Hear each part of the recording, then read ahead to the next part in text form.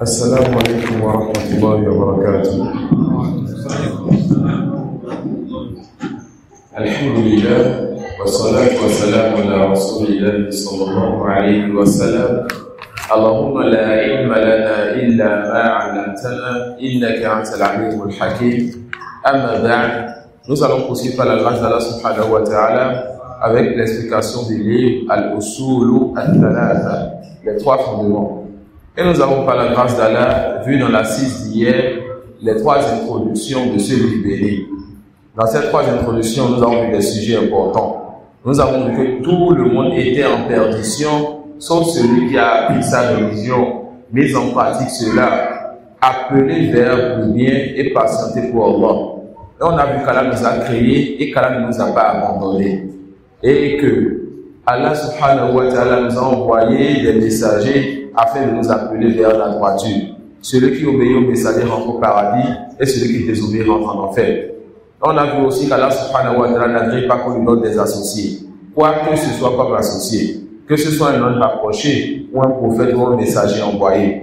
On a vu que celui qui donc reconnaît Allah comme Seigneur et qui doit adorer Allah, aime Allah et suit le prophète sallallahu alayhi wa sallam, ne prend pas comme amis ou frères les non-musulmans, c'est-à-dire il ne les soutient pas dans leur religion ou il ne laisse pas une part de sa religion pour eux.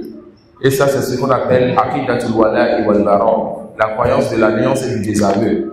Et nous avons vu que la religion d'Ibrahim alayhi salam, Al-Hanifiyya, lui, le père des prophètes, donc l'amour de tous les prophètes et messagers, que tu adores Allah seul en lui, moins le culte exclusif. Et que la chose qu'Allah subhanahu wa ta'ala a ordonné, le plus grand ordre qu'Allah a donné, c'est le fait de l'adoration d'associer. Et la plus grande chose qu'Allah a interdit, c'est le fait de lui associer quoi que ce soit. Ensuite, il te dit, wa idha qila laka mal usulu thalathatu allati yajibu ala al-insani ma'rifatuha. Si on te dit, oh mon frère, quels sont les trois fondements qui sont obligatoires aux serviteurs de connaître? Faqul, dit Ma'rifatul abdi rabbahu wa dinahu wa nabiyyahu sallallahu alayhi wa sallam.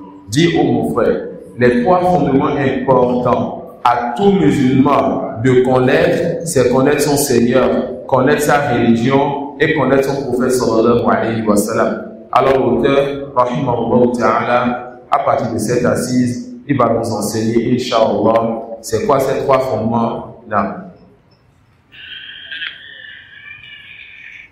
الأصل الأول فإذا قيل لك من ربك فقل ربي الله الذي رباني ورب جميع العالمين بنعمه وهو معبودي ليس لي معبود سواه والدليل قوله تعالى الحمد لله رب العالمين. L'auteur, il te dit,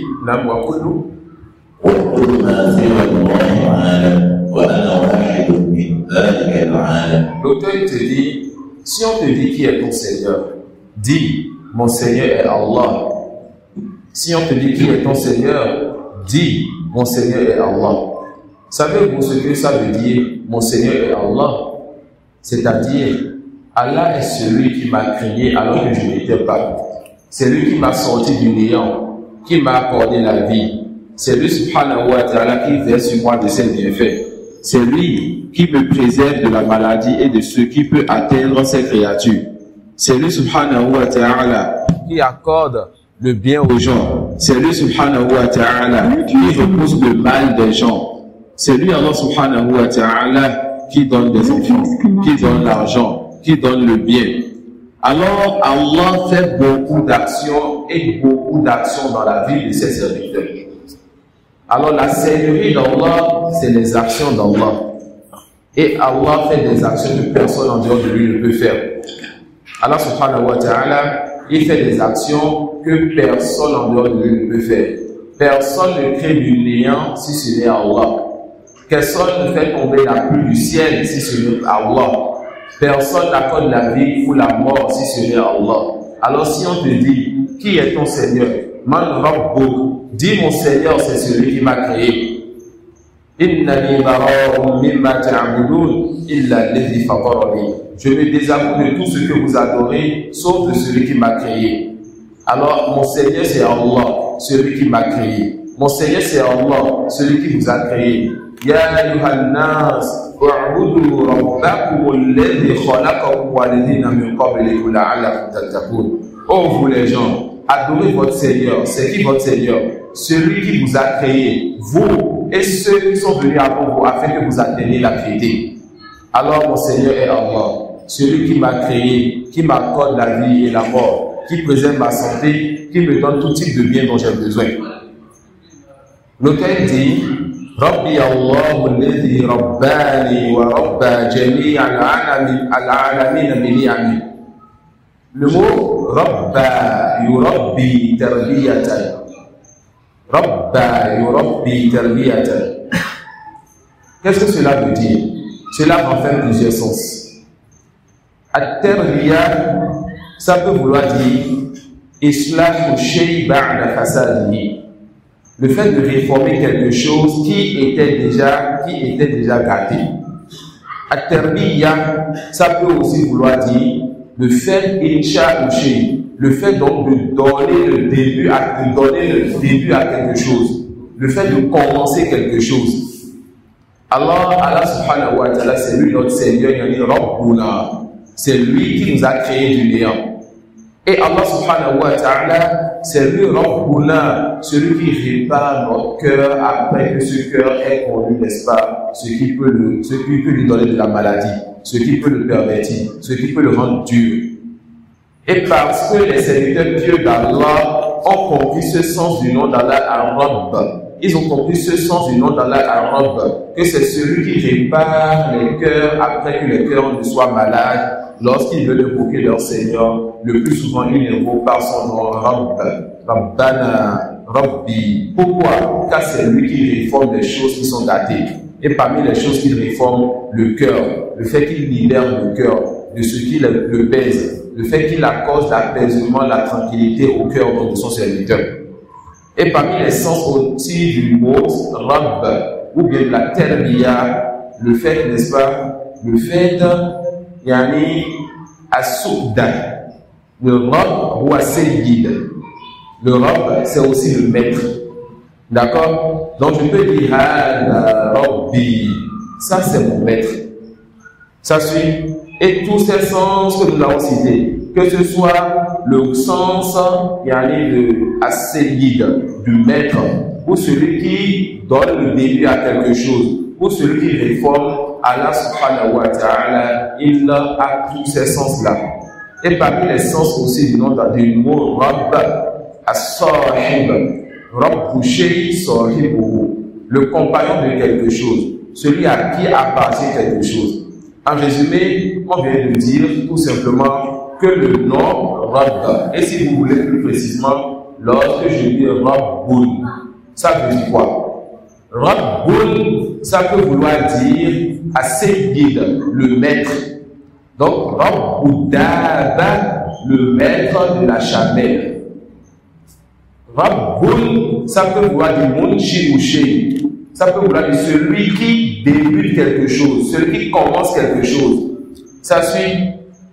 Ça peut aller dans Rabbu Shay, yani Munshi ou Wallahu Rabbuna ay khaliquna min al-a'dad. Allah est notre Seigneur, celui qui nous a créé du néant. Badi as-samawati wal ard, celui qui a créé les cieux et la terre sans exemple précédent. Et le mot Rabb, ça peut vouloir aussi dire Monsieur couché. Le mot Rabb, ça peut vouloir dire celui-là qui réforme quelque chose après son façade, après que la chose soit gâtée. D'accord? Celui qui réforme quelque chose après que la chose soit gâtée. Allah subhanahu wa ta'ala, c'est lui qui nous a créé le néant. Allah est notre maître. Allah, c'est lui qui réforme le cœur après que le cœur soit gâté. Wa Rabbu shay sahibuhu, celui-là à qui appartient cette chose. L'auteur dit alors, Kul Rabbi Allah, celui qui est ton Seigneur, dis mon Seigneur Allah. Et vous avez compris, il y a le sens du mot Seigneur. Mon Seigneur Allah, à lui j'appartiens. Mon Seigneur Allah, c'est lui qui m'a créé du néant. Mon Seigneur est Allah. C'est lui, n'est-ce pas, qui réforme mon cœur et qui me guide vers la droiture après que je me sois dévié. Mon Seigneur est Allah. C'est lui mon maître. Tout cela va dans le sens du mot Seigneur. Mais les savants, pour vous faciliter, vous disent que la Seigneurie a 3 piliers. Les savants, pour vous faciliter, vous disent que la Seigneurie a 3 piliers. Al-Khalq wal-Mulk wat-Tadbir. Lorsque tu dis la Seigneurie, ou tu dis Allah est mon Seigneur, c'est-à-dire Allah, il est mon créateur, Allah est mon possesseur et Allah est mon régisseur, celui qui gère et administre mes affaires. Et Allah, c'est lui, Rabbul Alamin, donc celui qui a créé les cieux et la terre et ce qu'il y a entre les deux. Celui à qui appartient les cieux et la terre et ce qui se trouve entre les deux. Et celui qui gère et administre les affaires de ce qui se trouve dans les cieux et sur la terre. On a compris le sens du mot Rabb. Rabbi Allah, Allah c'est lui qui m'a créé, lui seul sans associé. Rabbi Allah, c'est Allah seul que j'appartiens. Rabbi Allah, c'est Allah seul qui gère et qui administre mes affaires. L'auteur dit, wa huwa ma'budi laysa li ma'budun siwahu. Mon Seigneur est Allah et c'est lui ma divinité. C'est lui que j'adore. Je n'adore personne d'autre en dehors de lui. Oh Allah, pourquoi tu n'adores personne d'autre en dehors d'Allah? La réponse, parce que personne en dehors d'Allah n'est mon Seigneur. Personne en dehors d'Allah ne m'a créé. Je n'appartiens à personne en dehors d'Allah et personne en dehors d'Allah ne gère mes affaires. Alors Allah seul j'adore car c'est lui seul qui est mon Seigneur. Il y a donc une relation entre la Seigneurie et l'adoration. On n'adore que celui qui est un Seigneur. Et il n'y a pas de Seigneur si ce n'est Allah. Alors il n'y a personne qui mérite l'adoration si ce n'est Allah. Il n'y a pas de Seigneur si ce n'est Allah. Les pierres n'ont pas créé. Les arbres n'ont pas créé. Les fétiches n'ont pas créé. Jésus n'a pas créé. Mariam n'a pas créé. Les saints n'ont pas créé. Les tombes n'ont pas créé. Les talismans n'ont pas créé. Les djinns n'ont pas créé. Les anges n'ont pas créé. Alors tout ceci ne mérite pas l'adoration. Ce qui mérite l'adoration, c'est ce qui a créé. Allah seul a créé, alors Allah seul mérite l'adoration. Et personne ne peut justifier une religion autre que l'islam. Personne ne peut justifier l'adoration à quoi que ce soit en dehors d'Allah. L'animisme, le polythéisme, le juif et le chrétien n'a pas de quoi pour justifier son adoration. Allah subhanahu wa ta'ala est le seul qui mérite l'adoration et tout ce qui est adoré en dehors de lui est adoré de façon inutile, futile et vaine. L'auteur dit c'est Allah seul que j'adore, je n'adore personne d'autre en dehors de lui. Et la preuve dont Allah est mon Seigneur, c'est la parole d'Allah. Alhamdulillahi Rabbil Alamin. Dans ce verset, Allah dit Alhamdulillah. Toute la louange revient à Allah. Ça veut dire quoi, toute la louange revient à Allah? Ça veut dire qu'Allah subhanahu wa ta'ala, c'est lui qui a les attributs de perfection. Des attributs qui nous amènent à le louer par amour et par vénération. Ça veut dire quoi, toute la louange revient à Allah? Ça veut dire que Allah seul a les attributs de perfection. C'est lui qui sait ce qui se passe dans le cœur de chacun d'entre vous, alors que celui qui est à côté de lui ne sait pas. C'est lui qui entend ce qui se passe dans les cieux et la terre au moment où la chose là se passe, et la chose là se dit ou se passe, et c'est lui qui voit tout ce qui se passe dans les cieux et la terre au moment où la chose là se dit et se passe. La chose là se déroule. Et c'est lui subhanahu wa ta'ala qui sait tout ce qui se passe dans les cieux et la terre. Et il n'est pas distrait par rapport à ce qui se passe dans les cieux et sur la terre. Il a des attributs de perfection. Alors la louange absolue est à lui. Il dit Alhamdulillah, Rabbil Alamin, le Seigneur de l'univers, le Créateur de l'univers, celui qui possède l'univers, celui-là qui gère les affaires de l'univers. Et comme c'est lui qui a les attributs de perfection et personne n'a ces attributs à part lui, comme c'est lui qui est le Seigneur, le Créateur, le possesseur de tout ce qu'il y a dans les cieux et la terre, ce qui entre les deux, alors c'est lui seul qui mérite l'adoration dans les cieux et sur la terre. Celui qui veut adorer autre qu'Allah, qu'il aille adorer cet autre-là dans l'espace que cet autre-là a créé et vous ne trouverez pas. alors l'adoration d'autres qu'Allah est une injustice qu'Allah n'accepte pas et qu'il n'agrée pas. L'auteur dit, il va vous dire, c'est quoi donc l'univers? On a dit, Allah est le Seigneur de l'univers. C'est quoi donc l'univers?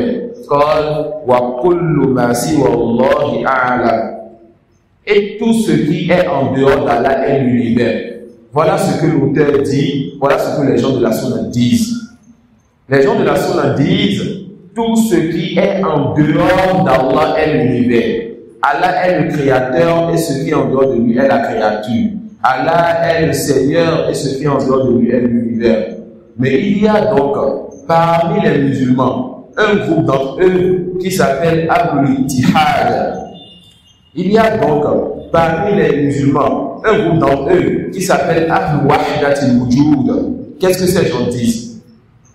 En général ou en résumé, ces gens-là vous disent que tout ce qui est dans les cieux, sur la terre, ce qui est entre les deux, les animaux, les hommes, la nature et Allah sont un.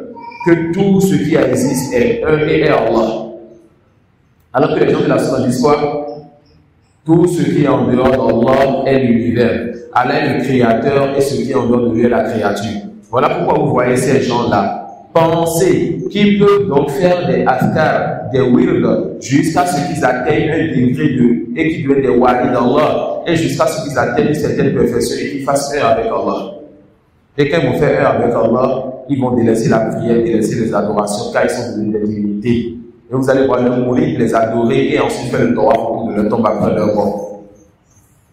Mais l'auteur nous donne une éducation ici dans ce petit livre. Il dit tout ce qui est en dehors d'Allah est l'univers. Et comme lui, il n'enseigne pas cette mauvaise croyance de dire à ceux qui sont devant lui que lui, un jour, il a fait un avec Allah, il vous dit et je suis un de cet univers. Il fait partie de cet univers. Il fait partie de ce qu'Allah a créé.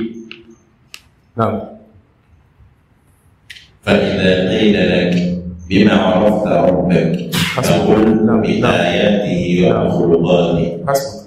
L'auteur dit فإذا قيل لك بما عرفت ربك. Si on te dit par quoi tu as connu ton Seigneur, sachez qu'Allah vous fasse miséricorde, que nous avons 1000 preuves, 2000 preuves, 10 000 preuves, et nous avons un infini de preuves. Et tout ce qui est dans les cieux, sur la terre et entre les deux sont une preuve qu'Allah existe. Et si on te demande donc par quoi tu as connu ton Seigneur, la réponse, elle est autour de toi. Si on te dit par quoi tu sais qu'Allah il existe et que c'est Allah ton Seigneur, la réponse, elle est simple et facilitée. Ne voyez-vous donc pas les cieux et la terre et ce qu'il y a entre ces deux?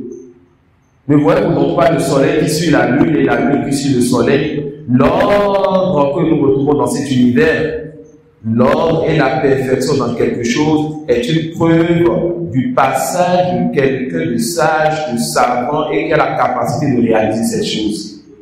Voilà pourquoi, lorsque nous voyons au bord de la mer un château de sable, quelque chose, une sorte de maison construite avec perfection, faite par un enfant ou un jeune, lorsque je vois cela, même si je ne vois pas celui qui a réalisé ce château de sable au bord de la mer, j'ai la conviction et la certitude que quelqu'un qui a une part de science, qui a une part de sagesse, qui aime les bonnes choses et qui a une certaine capacité à réaliser cette œuvre-là que je vois devant moi.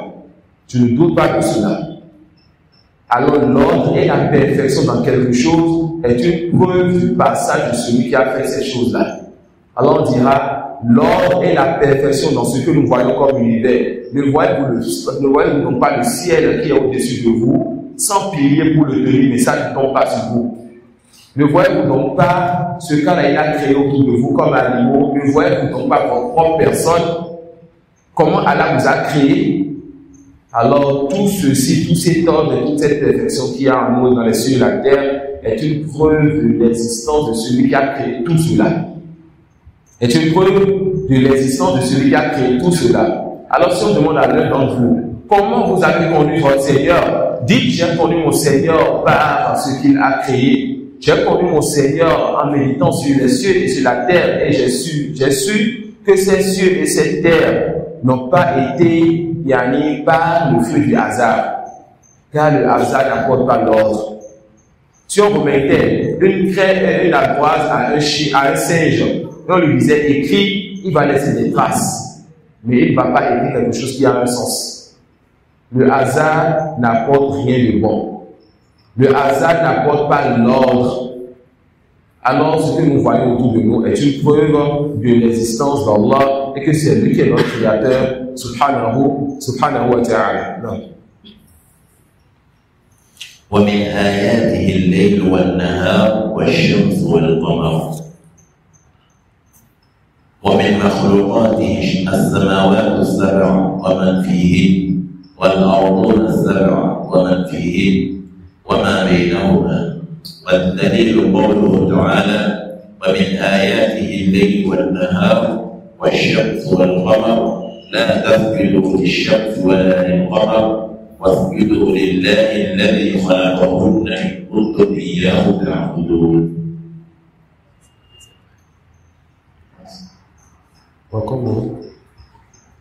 وقوله تعالى إن ربكم الله الذي خلق السماوات والأرض في 6 أيام ثم استوى على العرش يغشي الليل النهار يطلبه حثيثا والشمس والقمر والنجوم مسخرات بأمره ألا له الخلق والأمر فتبارك الله رب العالمين. تبارك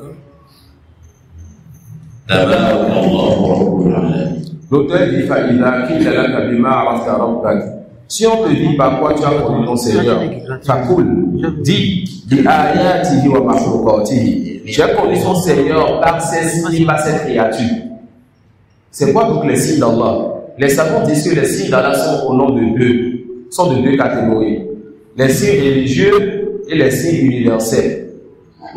Quant aux signes universels, il s'agit toujours des créatures. D'accord? Les signes d'Allah sont au nom de deux. Les signes religieux et les signes universels. Quant aux signes universels, il s'agit tout simplement des créatures. Alors l'auteur dit, Kul bi ayatihi wa makhluqatihi. Quant aux signes religieux, il s'agit de la révélation. Car dans le Coran et dans la sunna du prophète sallallahu alayhi wa sallam, et dans les livres avant nous, que ce soit l'Injil, l'Évangile, et non la Bible, l'Injil, l'Évangile qui a été remis à Isa alayhi salam, que ce soit la Taura, que ce soit le Zabour, que ce soit les feuilles d'Ibrahim et de Moussa, dans ces livres, Allah nous dit qui il est. Alors, celui qui vient aussi religieux connaît son Seigneur. Et celui qui vient aussi universel, parmi lesquels les créatures connaissent son Seigneur. Donc l'auteur te dit, bi ayatihi wa makhluqatihi, wa min ayatihi al-layl wa nahar wa shams wal qamar. Parmi les signes universels par lesquels on connaît notre Seigneur, la nuit, le jour, le soleil et la lune. Ça, c'est des signes qui montrent l'existence de celui qui a créé ces choses-là. La nuit qui suit le jour et le jour qui suit la nuit. Le soleil qui suit la lune et la lune qui suit le soleil. Il y a en cela donc des signes pour des gens qui raisonnent afin qu'ils sachent que derrière tout ceci, il y a un créateur. Il dit wa min makhluqatihi samawati sab'u wa man fihinna wal arduna sab'u wa man fihinna wa ma bainahuma. Et parmi les créatures d'Allah, il y a les 7 cieux et ce qu'il y a dans ces 7 cieux. Il y a les 7 terres et ce qu'il y a dans les 7 terres. Et il y a ce qu'il y a entre les cieux et la terre. Les savants disent alors, pourquoi l'auteur, lorsqu'il a cité les signes, il a cité les créatures, et lorsqu'il a cité les créatures, il a encore cité les créatures. C'est quoi la différence entre signes universels et créatures? La réponse, ils ont donné plusieurs réponses. On va se contenter d'une seule réponse. Parmi les réponses qu'ils ont données, ils disent que les signes universels sont des choses apparentes qui nous permettent facilement de méditer sur Allah à cause de leur grandeur et du fait que ça change suivant. La lune et le soleil sont apparents et ils ont des changements. Ça peut t'amener à facilement méditer donc et à te demander qui est-ce qui a créé ces choses-là.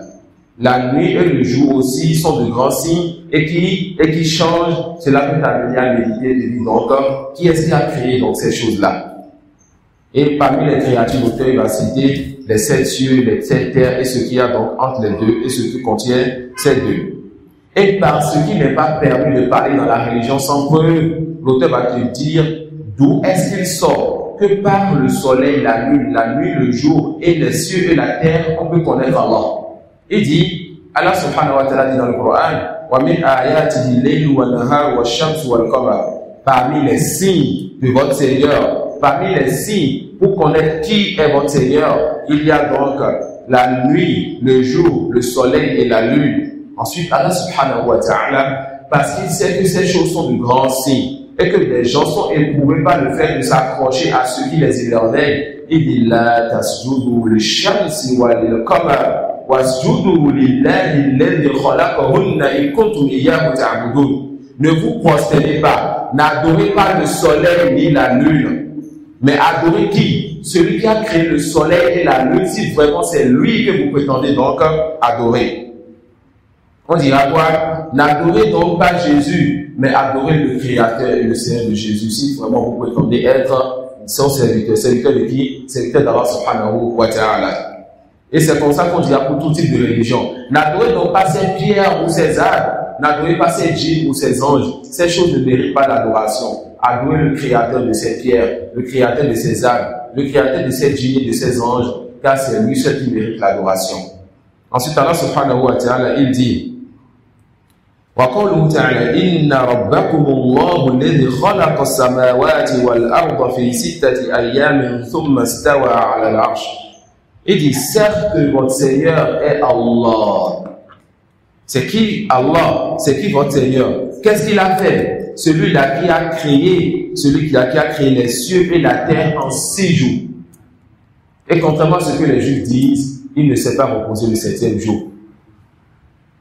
Car Allah subhanahu wa ta'ala, il ne connaît pas la fatigue. C'est lui donc qui est parfait et qui se passe donc de la fatigue. Il ne s'en pas et le fait de garder les cieux et la terre ne lui sont pas difficiles. Allah subhanahu wa ta'ala a créé les cieux et la terre en 6 jours. Ensuite, il s'est élevé sur son trône et de là-bas, au-dessus des 7 cieux, au-dessus de son trône, il voit tout ce qui se passe sur la terre. De là-bas, au-dessus des cieux et au-dessus de son trône, il sait tout ce qui se passe sur les cieux, dans les cieux et sur la terre. De là-bas, au-dessus des cieux, au-dessus de son trône, Allah subhanahu wa ta'ala entend ce qui se passe dans les cieux et sur la terre. Alors votre Seigneur est au-dessus des cieux et votre Seigneur n'est pas partout. الذي خلق السماوات والأرض في 6 أيام ثم استوى على العرش.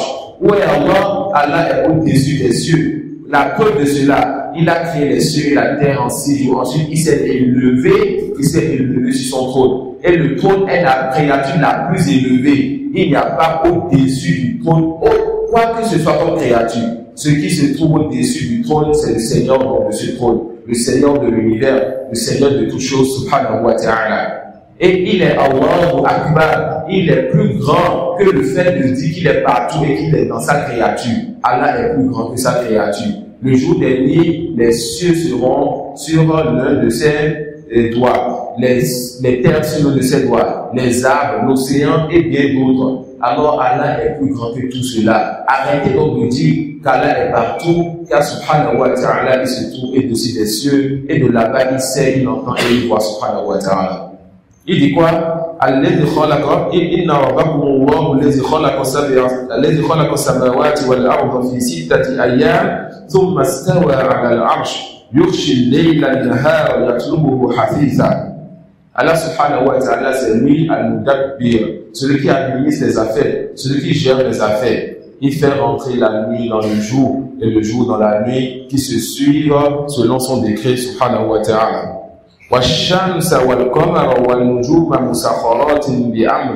Les cieux, la terre et les étoiles sont donc soumis donc au décret d'Allah subhanahu wa ta'ala. Et le verset va finir par une croyance très importante des musulmans. C'est quoi cette croyance? Allah dit Allah lahul khalqu wal amru tabarakallahu rabbul alamin. Ce qui m'intéresse ici, Allah lahul khalqu wal amru. Al-khalq, la création. Al-amr, l'ordre. Allah appartient donc la création et l'ordre. Il a donc différencié entre la création et entre l'ordre. Il fait partie de son ordre. Pour donner l'ordre, c'est pas sa parole, il donne l'ordre. Alors ce verset est une preuve pour dire que la parole d'Allah n'est pas créée. Allah différencie entre ce qui est créé et ce qui n'est pas créé. Parmi ce qui n'est pas créé, son ordre, sa parole. et fait partie de sa parole les livres qu'il a révélés dans le Coran. Alors le Coran est la parole d'Allah et cela n'est pas créé. Tabarakallahu rabbul alamin. والرب هو المعبود والدليل قوله تعالى يا أيها الناس اعبدوا ربكم الذي خلقكم والذين من قبلكم لعلكم تتقون الذي جعل لكم الأرض فراشا والسماء بناء وأنزل من السماء ماء فأخرج به من الثمرات رزقا لكم فلا تجعلوا لله أندادا وأنتم تعلمون. قال ابن كثير رحمه الله تعالى الخالق لهذه الأشياء هو المستحق للعبادة. L'auteur ici veut nous enseigner quelque chose de particulier, quelque chose qui va aider aux musulmans à pouvoir appeler les non-musulmans à cette religion bénie. C'est une règle que les savants ils énoncent en disant Ar-Rububiyyatu tastalzimul uluhiyya. Ils disent que celui qui reconnaît Allah comme Seigneur doit adorer Allah. Celui qui reconnaît Allah seul comme Seigneur doit adorer Allah seul. Et celui qui atteste que telle ou telle chose n'est pas un Seigneur, donc n'a pas créé du néant, ne possède pas et ne peut pas gérer les affaires de ce qui est dans les cieux et sur la terre, celui doit délaisser l'adoration contre Allah. Alors la question, pourquoi les gens adorent-ils ce qu'ils adorent? Ils adorent ce qu'ils adorent par injustice. Car l'adoration est un droit d'Allah, un droit particulier d'Allah, et Allah n'accepte pas et n'agrée pas qu'on donne quoi que ce soit comme associé. Le fait de donner un associé à Allah, c'est prendre le droit d'Allah et donner à autre qu'Allah. Le fait de donner un associé à Allah, c'est d'élever cette créature au degré donc du Seigneur de l'univers. Qui donc va agréer cela donc pour lui? Allah subhanahu wa ta'ala, il a créé alors que ces choses-là n'étaient pas présentes pour assister. Et aujourd'hui, parmi les gens, ceux qui prennent des pierres, des arbres, des hommes, des morts, des tombes et bien d'autres pour dire que voici ma divinité. Voici ce que je vais adorer. Voici ce à quoi je veux vouer le culte. Voici ce pourquoi je veux faire des sacrifices. Voici ce que je veux prendre comme chose aimée et plus aimée auprès de moi. Y a-t-il donc une injustice pire que cela? Allah t'a créé et a créé cette chose. Il t'a créé pour l'adorer lui. Et tu prends ce qu'il a créé et tu adores cela en dehors de lui. Y a-t-il donc une injustice pire que cela? Le prophète sallallahu alayhi wa sallam dit, en expliquant et en disant c'est quoi le polythéisme, le shirk, il dit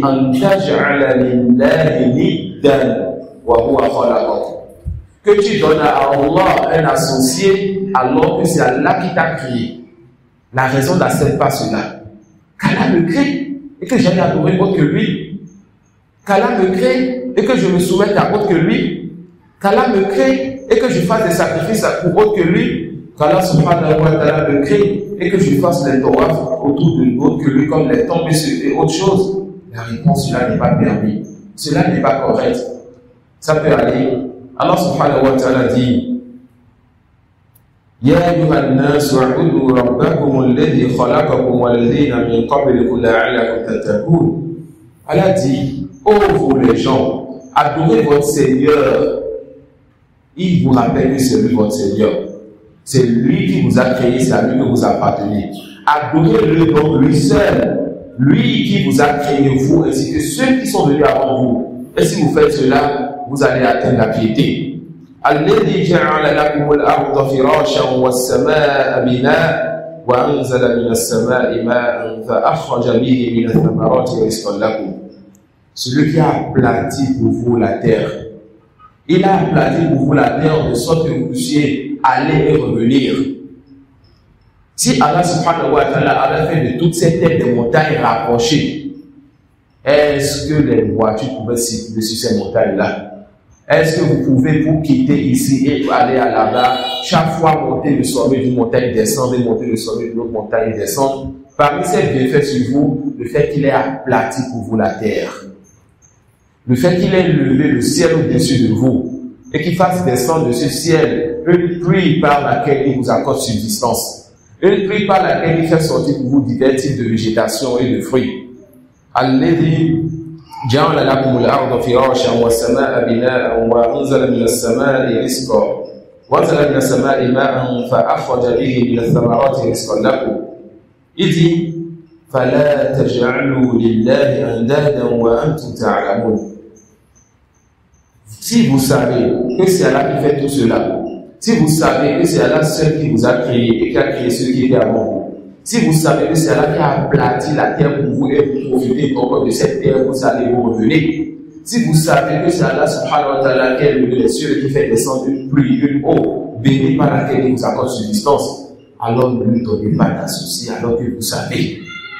Ne lui donnez pas d'associé alors que vous savez. Le grand savant Ibn Kathir, rahimahullah ta'ala, il va nous enseigner dans cette règle en disant Al-Khaliqu li hadhihi al-ashya' huwa al-mustahiqqu lil-ibada. Celui qui a créé tout ce que vous savez, c'est lui seul qui mérite l'adoration.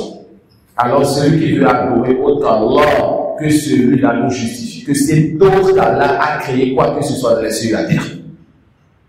Celui qui veut adorer un fétiche, que celui-là justifie que ce fétiche a créé quoi que ce soit dans les cieux et la terre. Celui qui veut adorer Isa, qu'il justifie que Isa a créé quoi que ce soit dans les cieux et la terre. Celui qui veut adorer Saint Antoine de Padoue, Don Bosco ou autre parmi les saints connus chez les chrétiens, qu'il justifie donc que ce saint-là a créé quoi que ce soit dans les cieux et la terre. Et dit cela pour tout ce qui est adoré parmi les créatures, parmi ceux qui ne méritent pas l'adoration, parmi ces faibles choses-là qui ne peuvent même pas se défendre. Et comment donc défendre ceux qui leur vouent le culte? Là. Ainsi, l'auteur, après avoir expliqué qui est notre Seigneur et comment tu peux justifier que tu as connu ton Seigneur, il t'a fait comprendre alors que ce Seigneur-là, c'est lui seul qui mérite l'adoration. Alors, parce que c'est un bon enseignant, il va te citer certains types d'adoration, donner des exemples d'adoration. Et les choses qu'on va citer ici, il n'est pas permis pour toi, ô musulman, ô fils d'Adam, de donner et de faire cela pour Allah. Car l'adoration est un droit particulier d'Allah. Le prophète sallallahu alayhi wa sallam a dit à son compagnon, Mu'adh radiyallahu anhu, Ya Mu'adh, ô Mu'adh, atadri ma haqqullahi ala al-ibad. Est-ce que tu connais c'est quoi le droit d'Allah sur ses serviteurs? Il dit, Allah wa rasuluhu a'lam. Allah et son messager sont les plus savants. Il dit sallallahu alayhi wa sallam, haqqullahi ala al-abid an ya'buduhu wa la yushriku bihi shay'a. Ou haqqullahi ala al-ibad an ya'buduhu wa la yushriku bihi shay'a. Le droit d'Allah sur ses serviteurs, c'est que les serviteurs adorent Allah et que ne lui donnent aucun associé. Est-ce que tu sais, c'est quoi le droit des serviteurs, eux maintenant, sur leur Seigneur? Droit que Allah s'est rendu lui-même obligatoire. Car qui es-tu? Qui est le serviteur pour rendre obligatoire quelque chose à son Seigneur? Il n'est rien, il n'était pas et il ne sera pas. Alors c'est Allah qui se rend obligatoire ce qu'il veut et c'est Allah qui s'interdit ce qu'il veut. Moi, je dis au messager, dis-moi donc le droit des serviteurs sur Allah. Allah, le prophète sallallahu alayhi wa sallam dit, le droit des serviteurs sur Allah, Allah yu'adhiba man la yushriku bihi shay'a. C'est qu'Allah ne châtie pas celui qui ne lui donne pas d'associé. On comprend de cela. Que celui qui donne des associés à Allah, celui-là sera châtié, voilà, Bouddha. Celui qui associe à Allah dans l'adoration, celui qui adore quoi que ce soit en dehors d'Allah, celui-là sera donc châtié par son Seigneur, subhanahu wa ta'ala. Vraiment, on est là. وأنواع العبادة التي أمر الله بها مثل الإسلام والإيمان والإحسان ومنها الدعاء والخوف والرجاء والتوكل والرغبة والرهبة والخشوع والخشية والإنابة والاستعانة والاستعاذة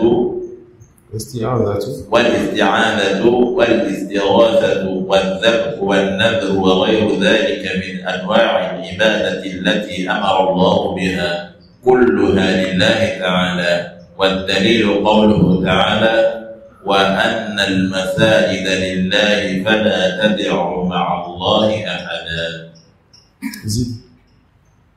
فمن صرف منها شيئا لغير الله فهو مشرك كافر والدليل قوله تعالى. L'auteur dit ensuite وأنواع العبادة التي أمر الله بها. Maintenant, les différents types d'adoration qu'Allah a ordonné. Et il va nous citer quelques adorations. Et tout ce que l'auteur va nous citer, on doit faire ça pour Allah seul et il est interdit de faire ça pour autre qu'Allah. Mais je vous donnerai une règle générale, une définition générale par laquelle vous pouvez reconnaître d'autres adorations que l'auteur n'a pas citées. Car ce que l'auteur a cité est autre que ce qu'il a cité, le droit de cela est exclusif à Allah. Alors les savants disent Al-ibadatu ismun jami'un li kulli ma yuhibbuhu Allah wa yardahu min al-aqwali wal a'mali adh-dhahira wal batina. L'adoration c'est quoi? L'adoration c'est un nom qui regroupe tout ce qu'Allah aime et a légiféré comme parole ou action, que cela soit apparent ou caché. Alors toute parole ou action, apparent ou caché, qu'Allah aime et à légiférer, c'est une adoration. Comment savoir ce qu'Allah aime? On sait ce qu'Allah aime lorsqu'il a donné l'ordre de faire la chose. Comment savoir ce qu'Allah aime? On sait ce qu'Allah aime lorsqu'il a fait les éloges de celui qui fait cette chose ou les éloges de la chose. Et accomplissez la prière. On dira que Allah aime la prière, il a légiféré la prière, donc la prière est une adoration. Ça suit. Allah subhanahu wa ta'ala, il a fait les éloges de ceux qui font légir l'émigration, la hijra. Alors on dira que légir l'émigration ou la hijra est une adoration, car Allah a fait les éloges de ceux qui font cela. Allah subhanahu wa ta'ala, il a fait les éloges de ceux qui sont patients, et il a dit qu'il est avec les patients. Les gens qui sont patients dans son sentier, les gens qui sont patients en religion. Alors on dira que la patience pour Allah est une adoration, et Allah a légiféré cela, Allah il aime cela. Maintenant, parmi les choses que l'auteur il a citées comme adoration, et nous allons dans la prochaine assise, Inch'Allah, le samedi prochain, Inch'Allah, commencer par expliquer chaque chose, dire ce qu'il faut faire, ce qu'il ne faut pas faire. Quand est-ce que la chose fait tomber dans le polythéisme? Quand est-ce que la chose ne fait pas tomber dans le polythéisme? Donc la prochaine assise sera l'une des assises les plus importantes, car vous allez savoir pour chaque adoration, si tu la prends comme ça, tu es musulman. Si tu fais cette erreur, on craint pour toi de sortir de l'islam. Alors les adorations qu'il a citées, il a cité quoi? Il a cité l'islam, al-iman et al-ihsan. Et il a ajouté à cela l'invocation, la peur, l'espoir, le fait de placer sa confiance en Allah, le fait d'aimer, le fait de craindre, le fait d'avoir de l'humilité, le fait d'avoir la crainte. Il a cité la peur, il a cité la crainte. Il a cité aussi le fait de revenir repentant à Allah subhanahu wa ta'ala. Il a cité le fait de chercher, de demander l'aide à Allah, de chercher refuge auprès de lui, de chercher secours auprès d'Allah, le fait de sacrifier pour Allah, le fait de faire un vœu, et autre que cela. Nous allons à partir de la prochaine assise, Inch'Allah, parler de chaque adoration, dire ce qu'il faut comprendre de cette adoration, afin d'être préservé du polythéisme, afin de se rapprocher d'Allah de la meilleure des manières. Ensuite, il nous donne une règle. Il dit, kulluha lillahi ta'ala. Tout ce qui a été cité est pour Allah subhanahu wa ta'ala. Alors, celui qui va donner une de ces adorations ou autre que ces adorations à autre qu'Allah subhanahu wa ta'ala, celui-là a cette formule de polythéisme qu'Allah ne pardonne pas. Celui-là s'est commis le grand péché, la plus grande des injustices, qu'Allah subhanahu wa ta'ala n'agrée pas et qui ne pardonne pas. Ce péché qui annule les œuvres, ce péché qui va rendre éternel celui qui tombe de là et qui meurt dedans en enfer. Wallahu musta'an. Wa jazakumullahu khairan. Wa subhanaka wa bihamdik. Ashhadu an la ilaha illa anta astaghfiruka wa atubu ilayk.